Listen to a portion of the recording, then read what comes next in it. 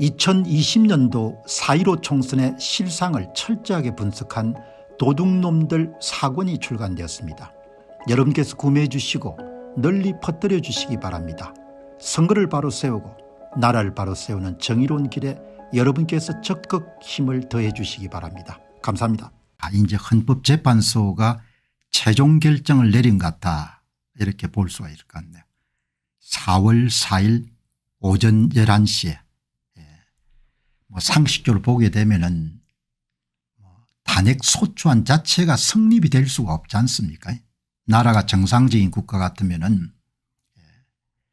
87 체제 하에서 대통령이 권한이 여러분들 거의 없어 가지고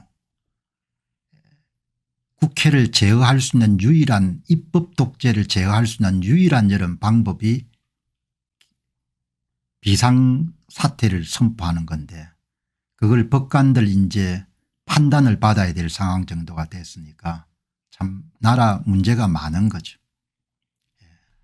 그런데 어떻든 간에 오늘 이제 헌법재판소가 이렇게 4월 4일 날 오전 11시에 이제 생중계를 통해 가지고 이제 선고를 내립니다. 내리는데 헌재가 오늘 평결을 마쳤고 윤 대통령 탄핵 심판 사실상 결론을 냈다, 이렇게 이제 나오는데, 관련 내용을 이미 이제 보도가 됐지만 한번 정리하는 의미에서 보시면은 윤 대통령 탄핵 심판 선고를 4월 4일 오전 11시 한다고 공개하고 평결을 한 것으로 전해졌다.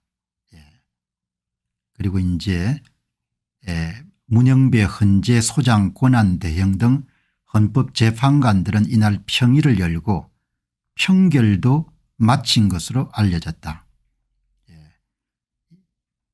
4월 1일 오전 10시에도 평의를 할 예정이지만 선고를 위한 절차적인 부분만 논의하고 선고 이전 이틀 사이에는 결정문을 다듬을 것으로 본다.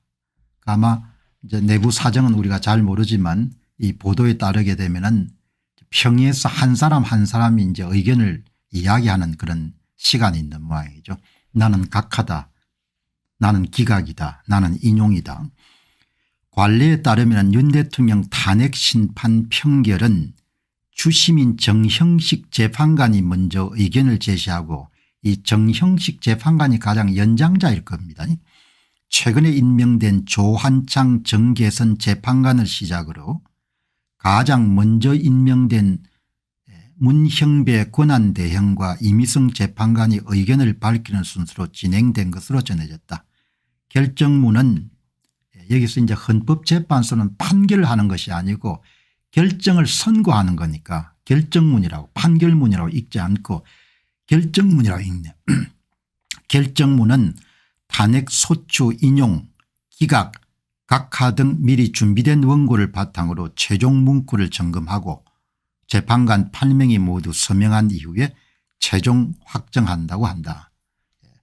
나라가 여러분들 정상적인 나라 같으면은 뭐 이런 부분에 대해서 걱정을 할 필요가 없는데, 사실 지금 나라가 정상적인 나라는 아니지 않습니까? 저는 뭐 정상적인 나라라고 보지 않으니까, 그러니까 마지막에 이제 결정문이 나올 때까지 그렇게 안심을 할 수가 없는 거죠. 그래서 이제 이 헌법재판소가 결정문이라고 하는데 제가 한번 찾아봤습니다. 여기 보니까 헌법재판소에 평결을 했다는 표현은 일반적으로 적절하지 않습니다. 평결이란 표현보다도 결정 혹은 판단을 내렸다라고 표현한 것이 정확하고, 헌법재판소는 평결을 내리는 것이 아니라 결정을 선고한다. 그래서 결정문이다.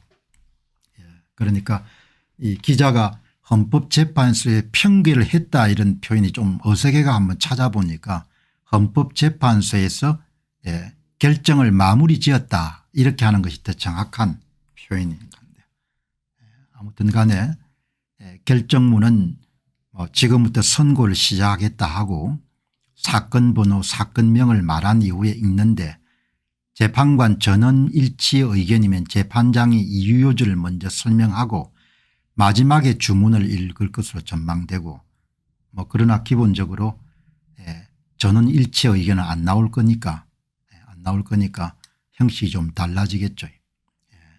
그렇게 해서 이제 결정이 나오는데 어떻든 간에 지금 국민들이 할 수 있는 방법은 없으니까 헌법재판소의 재판관들이 제대로 결정을 내려줄 것이다. 그렇게 이제 믿을 수밖에 없는 것이죠. 사실 정상적인 국가 같으면은 대통령을 탄핵 소추를 할 때 내란죄가 거의 90% 이상을 차지한 거지 않습니까? 내란죄를 1월 초에 뺐지 않습니까? 뺐으니까 왼쪽으로 보나 오른쪽으로 보나 이 탄핵 소추안이 요건을 만족시킬 수가 없는 거죠. 그걸 이제 탄핵 공작을 해가지고 탄핵으로 몰아붙였으니까 이번에 사람마다 여러분들 한국 사회를 보면서 여러 가지 견해를 가졌겠지만 저는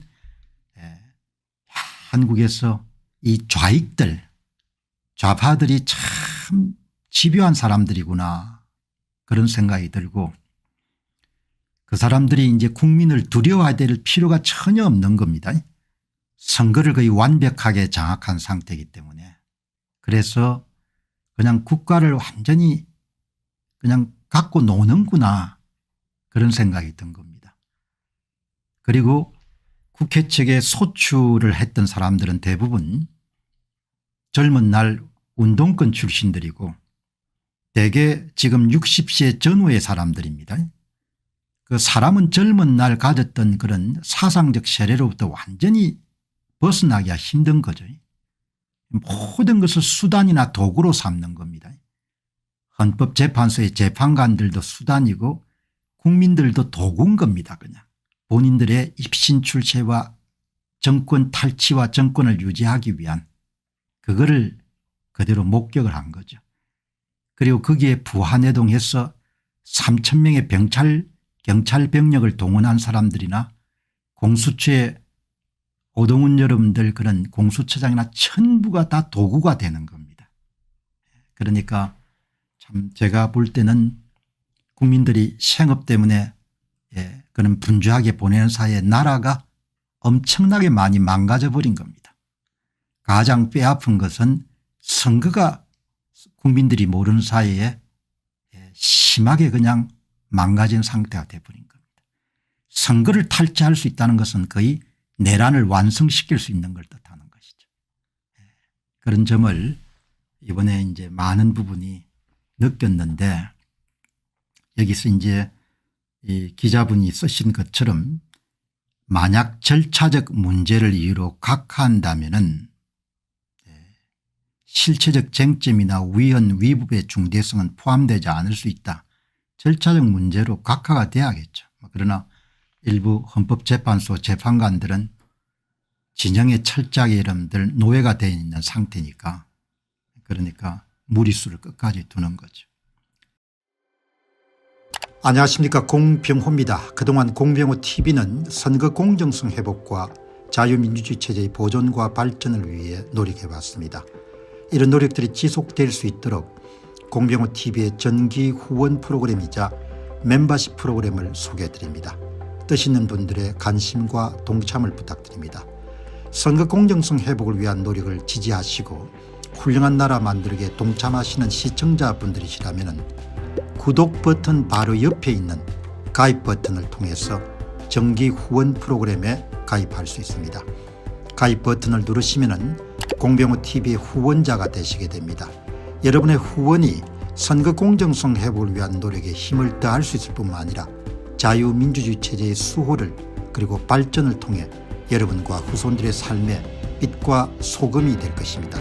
특히 그동안 공병호 TV는 선거 공정성 회복을 위한 노력 과정에서 채널 성장에 제약이 가해지는 불이익을 감수해왔고 지금도 그런 불이익이 계속되고 있습니다.